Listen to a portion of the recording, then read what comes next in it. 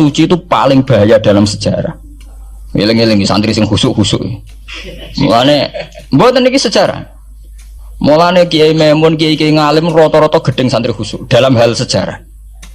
Akhirnya ono kelompok sing sok khusuk, yaiku moh tukaran, ya moh partai, moh kelompok-kelompokan. Ngerasa bener dhewe iku sing disebut kelompok Khawarij. Wong Khawarij iku darani dosa gedhe murtad saking khusuke. Ora ana dosa cilik, kabeh dosa iku gedhe. Mergo dosa iku bentuk pelanggaran terhadap Allah Subhanahu wa taala. Wes entek khusuk wong Khawarij. Ora ana wong khusuk dalam sejarah kaya wong Khawarij. Tapi saking khusuke duwe akibat Ali yo darani salah, Muawiyah yo darani salah. Ya kok wong saiki PKB darani salah, PKNU darani salah, NU darani salah, Muhammadiyah darani salah. Dekne mau klunak-klunuk ning kamar ora tau gawe madrasah, ya ora tau mulang ngaji. Paham nggih? Ya ora tau dadani umat, mau pertuntang-pertuntung. Iku Khawarij, ngono jenenge apa? Khawarij. Saelek-eleke partai iku sering duwe paguyuban, mbok grudak-gruduk Istighosah mbok gawe sekolahan. Saelek-eleke partai. Saelek-eleke ormas yo sering gerakno masa nganggo kebaikan. Tapi sak soleh-soleh wong dhewean paling klunak-klunuk. Ajal ning nggo madrasah dhewe, nek ora gawe proposal lho. Nek ora ngono donyane entek, padahal donyane mok sapi kuru entek. Iku nggo pondasine tok ora cukup. Nggo pondasine tok mboten apa? Cukup. Wis wong soleh paling apik sak donya, umpama niat gawe masjid lho. Ndadekno pondasine tok apa gredok ora ngarah cukup. Ngatok sing rapati soleh lewat partai proposal sana sini masjidnya jadi mewah mbok duit subhat mbok haram mbok abang mbok ijo bos. Akhirnya wong Khawarij gawe satu kelompok sing ngalalno darahe Ali yo ngalalno darahe Muawiyah. Akhirnya matek dipateni wong Khawarij. Sampai sekarang para teroris, para bom bunuh diri itu rata-rata berangkat dari orang yang sudah anti sama kepartaian, anti sama golongan, merasa suci sendiri, kemudian banyak terjadi bom bunuh diri dan sebagainya. Itu sejarahnya panjang. Memang samu gampang tapi urip-urip. Sebab itu semenjak itu sudah ulama-ulama itu tidak senang sama orang yang merasa sok suci sendiri, benar. Loh, saya sering ditanya, Gus, sampean itu kan tidak berpartai. Terus kalau organisasi di Indonesia yang sampean ikuti apa? Tak jawab. Asal NU atau Muhammadiyah itu mayoritas, saya hanya ada di antara dua itu. Asal mayoritas, masih mayoritas. Soal aku tidak pengurus, memang tidak pengurus, tapi saya milih di antara NU atau Muhammadiyah. Asal masih mayoritas. Secara organisasi lah. Bahwa per detail perilaku kita karena kita punya ilmu, ya mungkin kita punya keekhasan sesuai kapasitas masing. Tapi kita harus milih salah satu NU atau Muhammadiyah. Karena ya Nabi sering pesan bahirul muslimin wa man sadza fin nar alaikum bil jamaah fa inna yadawahi ma'al jamaah wa man sadza fin nar. Kamu harus ikut kelompok mayoritas. Kamu enggak boleh hidup sendiri. Wa man sadza fin nar, yang merasa benar sendiri masuk neraka. Ya kan itu tadi, ada madrasah karena dibikin kelompok NU. Nanti ada sekolahan modern yang menjadi izzatil Islam wal muslimin melawan wong Kristen atau wong fasik, ya sekolahane Muhammadiyah. Ngerono madrasah, ono turutan, ono lagar penceng, jasane wong ono sekolahan sing iso bersaing mbek non muslim wae Muhammadiyah. Ya itu saja kita. Karena kalau tidak direduksi begini, kita akan ikut kelompok-kelompok kecil yang merasa benar sendiri. Misalnya kelompok-kelompok yang kecil-kecil sing aneh-aneh. Itu kan mereka lebih orisinil. Tapi saat orisinil kelompok kecil tuh luwih ngeri. Misalnya kayak kemarin ada kelompok An-Nazir. An-Nazir mungkin dia bisa ngepas no dawe Nabi yang sing rambutnya diping dulu, sing tenggene japos bodone beda mek bodo kita. Saya tuh pernah melihat di Metro, ini cerita intelektual, pernah lihat di Metro wawancaranya ketua Jamaah An-Nazir. Itu dalam banyak hal memang mereka ingin memiripkan sama Nabi. Misalnya rambut dipilok diping. Dalam sejarah sampean takok ahli hadis, memang Nabi Sayyidina Umar Bakar itu rambutnya apa di apa itu disemir. Terus mereka kalau sholat isya itu akhir, katanya Nabi kalau sholat isya sulusul lail dan sebagainya. Tapi apa sisi yang dari itu terus kemudian merasa persis Nabi? Wong Nabi itu macam-macam. Beliau hidup itu berapa tahun? 23 tahun. Semenjak beliau jadi Nabi itu ngalami kenabian binten 23 tahun. Dan itu punya ikhwal-ikhwal yang rawan ada nasah mansuh. Seperti sekarang di Pondok Indramayu di mana-mana ada satu kelompok yang anggap kehidupan sekarang itu adalah periode Makkiyah. Periode Makkiyah itu satu periode yang dimana sholat cek rapati wajib, zina rapati haram, nyabu rapati. Ya ada kelompok-kelompok di kota-kota begitu. Di kota-kota juga banyak orang yang sama orang zina itu biasa, sama orang nyabu biasa. Mereka sendiri tetap mengharamkan zina, tapi nggak perlu dilawan. Sehingga polemik ketika FPI begitu ada yang mengatakan periode sekarang itu mirip Makkiyah, di mana kemungkaran nggak perlu dilawan, yaitu bil hikmati wal mau'izatil hasanah. Ada orang yang menafsirkan Islam sekarang itu sudah periode Madaniyah, sehingga kemungkaran harus dilawan. Yang kayak FPI itu yang anggap sekarang sudah periode Madaniyah. Lah itu kan artinya begini, semua itu toh mengklaim mirip-mirip niru Kanjeng Nabi. Masalahnya semua itu juga ngeklaim mirip-mirip niru Kanjeng Nabi. Nah, terus kemudian ini cerita Malik Ahli Sunnah. Kemudian sejarah memanjang. Sausi Ali bin Muawiyah keok, Sayyidina Ali keok di putra Sayyid Husain. Sayyid Husain kon ngakoni pemerintahane Yazid teng Syam. Sayyid Husain boten kersa. Idzan al mautu khairun li. Kalau begitu lebih baik mati. Terus dibantai teng Karbala. Bons. Ketika dibantai di Karbala malah melahirkan trauma lagi. Wong Islam sing model tipikal Sunni tetap melok Yazid. Tipikal Sunni bukan Sunni, tipikal Sunni. Artinya melok Yazid wes ora usah dituntut dendam, malah ra ono bare. Akhirnya gak dendam. Kelompok Syiah iku apa-apaanan, putune Nabi kapundhut kok dingin-dingin saja. Kudu ono revolusi, akhirnya revolusi. Sing nglahirno kelompok Syiah kanthi sak mangke.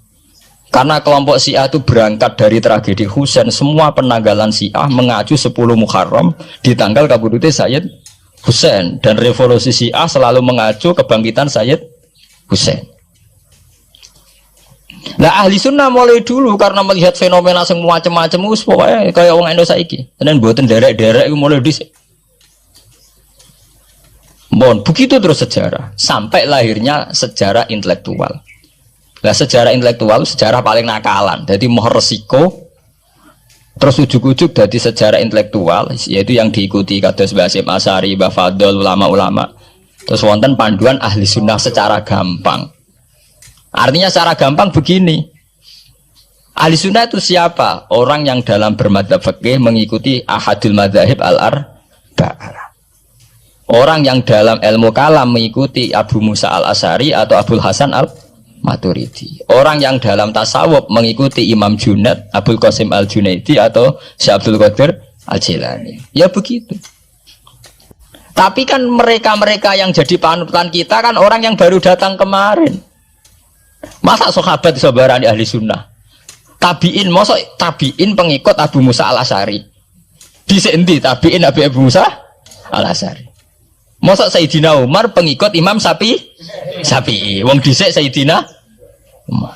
Lah iku jenenge pembakuan sejarah secara intelektual. Artinya karena mendefinisikan ahli sunnah itu kangelan. Sebab ahli sunnah iku wong sing ciri utamane iku Syafi'i atau Maliki atau Hanafi. Dalam akidah Asy'ari atau Matu, ya begitu saja. Ya sesuai secara kultural kalau di Indonesia ditakrif ahli sunnah ki sapa? Ya Nara NU ya Muhammadiyah. Karena Wahabi itu klaim ahli sunnah, sama jangan salah paham. Wahabi sendiri itu menurut konvensi internasional itu masih ahli sunnah. Nggih. Dalam seminar-seminar OKI sedunia Wahabi itu masih kategori ahli sunnah. Muhammadiyah termasuk masih kategori ahli sunnah. Tapi kemudian ahli sunnah direduksi lagi. Ahli sunnah iso apa? Sing sarungan ketunan kunak-kunak ya napa? Ahli sunnah. Ha, repot kan?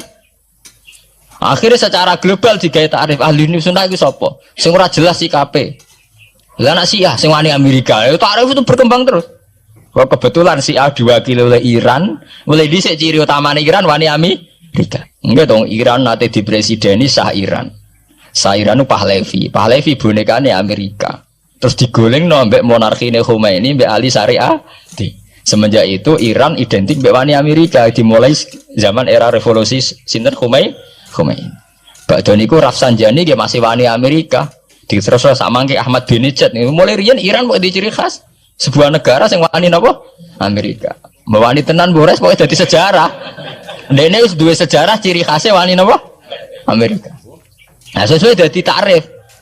Pemerintahan Sunni piye? Sing balane Amerika, adalah Arab Saudi balane Amerika. Lah sing Syiah sing wani. Lah sesuai tarifnya sampean. Misalnya Amerika runtuh sing kuat Cina. Lah itulah kehidupan intelektual. Kehidupan intelektual itu akan selalu berkembang. Dan kita sebagai ulama, sebagai orang yang ngerti Quran harus membaca itu terus fenomena itu, fenomena pergeseran-pergeseran itu. Lah sampai anak menangi lah jenenge kiai ra ketunan koyo muruah. Ya menangi ketika ra ketunan dimulai tradisi PBNU sing tukang kiai desa mesti anak buahe PBNU. Lah genge sing Jakarta ora tau ketunan, kewapok kan. Lah takano Mbah Sakur jenenge riyen kiai jajar wedok UF. Suwe-suwe wala-wali zaman ketuane kiai rak PBNU. PBNU ini jejer-jejer Megawati. Sering metuki samu wedok do salah, nyoro sing kiai desa. Dikritik ku atasan. Ra dikritik keyakinane dekne ora pas kiai jejer wong wedok ora lara. Ya itu zaman mesti begitu. Kiai desa ngrasa nak lunga ora ketunan UF, ketuane kiai ning Jakarta ora ana sing ora ana sing ketunan. Cara desa kiai jagoan mbek wong wedok iku ketuane kiai sini Jakarta ya ora trimo jagongan koalisi. Ya itu kehidupan intelektual, kita harus lapang dada berani membaca itu fakta. Kowe ora usah dadi khawarit karena kecewa terus dadi napa khawarit. Kecewa Pak Hasyim Asy'ari, kecewa Gus Dur terus dadi khawarit klunak-klunuk mbek gremang-grem. Ndak bisa. Kita harus gentleman sesuai dawuh Nabi ilzamu jamaahirul muslimin wa man sadda finnar alaikum bil jamaah fa inna yadawu ma'al jamaah wa man sadda finnar. Mane kula umpama partai nggih milih sing gedhe, ormas nggih milih sing gedhe. Bukan oportunis ya milih yang itu. Mergo sing cilik-cilik malah bulet ngono ngaten. Paham nggih? Mungkin yang cilik itu benar tapi bulet. Cara bahasa ini direct mainstream saja, yang umum-umum saja. Kan kula kiai kan buta lunga ra ketunan kira ketunan. Umume wong piye nggih wae umum-umume wong. Kula niku khusus umum-umume wong sing ringan-ringan saja itu sing umum-umum saja. Gitu tadi ya. Karena sejarah ahli sunnah sendiri itu sejarah yang disederhanakan oleh proses intelektual. Kalau baleni malih sejarah ahli sunnah piyambak itu sejarah yang disederhanakan oleh proses intelektual. Ini kemudian ada takrif ahli sunnah itu sapa wong sing cara bermadzhab mengikuti ahadul madzhab al-arba, cara bertasawuf mengikuti Abdul Qasim al-Junaidi, nggih. Cara bertauhid atau berilmu kalam nganggo Abu Musa al-Asy'ari atau Abdul Hasan al-Maturidi. Tapi mana ada takrif itu zaman Nabi? Wong Nabi ora menangi periode ini Abu Musa al-Asy'ari, ya ora menangi Abdul Hasan al-Maturidi. Zaman mau ngoten tok. Ahli sunnah sinten ya Rasulullah? Ma'ana alaihil yauma wa ashabi. Ya wong sing anut aku lan anut sahabatku. Alaikum bisunnati wa sunnatil khulafair rasyidin al-mahdiyyin. Kowe ku anut aku lan anut khulafair rasyidin.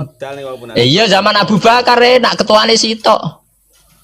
Tunggale zaman Basim Asy'ari enak karo anut Basim, nak ira putu. Jare sepuh ya putune, jare sitok iku ya putune, iku ya putu, angger wong ya putune. Kula ereng wonten kiai alim wali teng Jawa Timur. Niku anak putune iku ora bangga. Mergo ager wong ya seputune. Lho nggih to nggih. Misale Mbah Hasyim Asy'ari kiai top. Nah Mbah Hasyim jek dhewean kabeh wong menapa dawuh Mbah Hasyim. Era anak rek 6 5. Lah nek era putu karek ngitung kan. Anak-anak 5 dan anak 5 anak putune wis salah. Sawe. Putune madhabe beda-beda. Wong kula mondok sarang nggih menangi, istilah sarang riyen Bani Ghazali, madrasah sarang namine Madrasah Ghazaliyah. Era Mbah Mat Bani Ahmad, era Mbah Zubair Dugdeng, alim terkenal istilah Bani Zubair. Samangke pun benten malih. Putrane Mbah Zubair itu banyak. Ya, putrane Mbah Zubair banyak. Nah, kebetulan yang punya nama besar Kiai Maimun. Ya ada sendiri Bani Maimun, yang satu Bani siapa? Bani. Ya sama Mbah Zubair. Tapi era anak kan sudah beda kan? Lah Mbah Hasyim Asy'ari nasibnya ya nanti kayak itu. Beliau satu dulu masih tunggal, wong mesti daerahnya Mbah Hasyim Asy'ari. Era putu. Gus Dur ya putune, Lili Wahid ya putune. Anake Ki Wahid piyambak pinten? Urung anake Pak Yusuf Hasim piyambak pinten misalnya anake sing oh pirang-pirang kabeh ketika tukaran alasan aku ya putu iku ya putu. Sing dinggo genderane bae ayo. Lan iki kula cerita, Mbah Batu Ampar, Samsudin Batu Ampar wali terkenal. Ya wong dadi putune ya bangga, tapi saiki putu-putune ora bangga. Mergo angger wong ya putune. Lah anak sebagian anake sing seneng wayo, apa angger wong putune. Wong di antara dzurriyyane sing seneng wayo. Angger wong ya putune. Ini masalah-masalah yang itu tadi ya. Kemudian ada persederhanaan intelektual. Kayak masalah ahli sunnah itu. Sing anut Sayyidina Ali jare anut sahabat, sing anut Muawiyah jare ya anut sahabat. Termasuk sing anut Ibnu Abbas, sing anut Abdullah bin Umar. Di mana dua sahabat ini dalam posisi orang melok-melok. Makanya kayak saya, kayak ulama-ulama rata-rata mengikuti mazhabnya Abdullah bin Umar. Karena saat ada konflik Ali Muawiyah, beliau itu bersikeras orang melok-melok. Beliau tetap mengajarkan sunnatul Rasulillah tanpa berpihak kelompok. Tapi banyak riwayat mengatakan Abdullah bin Umar bin Abbas itu kecewa. Hanya kecewa itu gedon dia melok-melok. Ya karena itu tadi, ketika ada dua pilihan, ramelok-melok itu ya terus repot. Dia tuh sampean saiki pikir mau nih, saelek-eleke wong melok P3 atau PKB, iku melok nentokno kemaslahatane Jawa Timur, mbuh Bojonegoro, mbuh apa. Tapi saapi-api wong ra melok-melok, nentokno mudun lho ra melok-melok. Sehingga ada mazhab ahli sunnah sing majibno wong kudu melok-melok. Karena saapi-api wong ra melok-melok iku ndak ada yang dikaryakan, nggak ada yang dipekerjakan. Oke, misalnya taruh saja misalnya sampean melok PKB atau P3 atau melok PAN. Saelek-elek melok, itu mesti melok mikir nasib bangsa. Tapi saapi-api melok-melok orang sing mbok lakoni. Sebab itu ya banyak saja ulama yang mengatakan ketika ada partai yang macam-macam kayak kudu melok salah siji. Bukan apa-apa ya nganggo perhitungan amal. Kalau lama ya pakai perhitungan apa? Amal. Sebab itu ketika ada waqatil Jamal, ketika Sayyidina Ali bentrok be Aisyah, itu ya sahabat ada yang melok Aisyah, ada yang melok Ali, orang kok terus muni rak melok. Ya tapi itu tadi kula mau matur teng awal, ketika Rasulullah dawuh kowe anut aku lan anut sahabatku, dawuh iku masih normatif. Artinya normatif ketika sahabat kepemimpinannya tunggal jelas anut Abu Bakar. Lah nek saiki sahabate dhewe wis tukaran. Iku tunggale ana wong dawuh kowe anut kiai, mati urip donya akhirat anut kiai. Urusane kiyaine dhewe wis beda be. Ngono urusane kiyaine dhewe wis beda. Ya iya misalnya kiai PKNU kan ngono alasane, kowe anut kiai, anut sapa ora anut. Ya empun Mbah, tapi kiai kula P3. Mau cari kiai P3 kowe mati urip anut kiai, empun anut Mbah, cuma kiai kula PKB. Lah ini masalah. Lah ahli sunnah itu kayak itu, posisinya itu begitu. Nah, kemudian konvensi internasional mengatakan daripada bulat ngono terus dibakukan secara intelektual dan diikuti oleh Mbah Hasyim Asy'ari, Mbah Fadl, ulama-ulama NU se-Indonesia, terus gawe takrif sing sederhana. Ini terus dibakukan lewat kitab Al-Kawakibul Lama'ah sing disahkan Muktamar teng Jombang. Ahli sunnah pokoknya panduannya begitu. Fikih aja sampai metu ka madzhabul arba'ah. Tauhid aja metu ka Abu Musa Al-Asy'ari atau Abdul Hasan Al-Maturidi. Tasawuf anut Imam Abdul Qasim Al-Junaidi atau anut Syekh Abdul Qadir Al-Jilani. Ya, atau Imam Ghazali ya kayak itu. Artinya umpama bebas ngeri. Misalnya bebas ngeten. Fikih anut Dawud Adzairi, ora selingkuh terus kayak misalnya. Wong Dawud Adzairi syaratnya kawin kaya wong selingkuh. Mesine fikih anut Dawud Adzairi gak barbaran dah. Oleh kawin mut'ah, oleh kampung apa wali, opras neng hotel seksine supir tok terus kawan kawin. Lah umpama tasawuf anut Ibnul Arabi utawa anut Al-Halas. Apa wahdati wujud kabeh manunggaling kawula ing Gusti. Untung nggih tauhide tasawufe kon anut Abdul Qasim Al-Junaidi sing kaya umume wong. Beliau sebagai ulama ya mulang ya kumpul wong. Lah munggo tasawufe anut Ibnul Arabi. Apa wahdatil wujud utawa anut Husain Al-Khallat apa dadi Siti Jenar. Paham ya? Jadi orang gunane dibatasi, nek ora dibatasi liar tenan.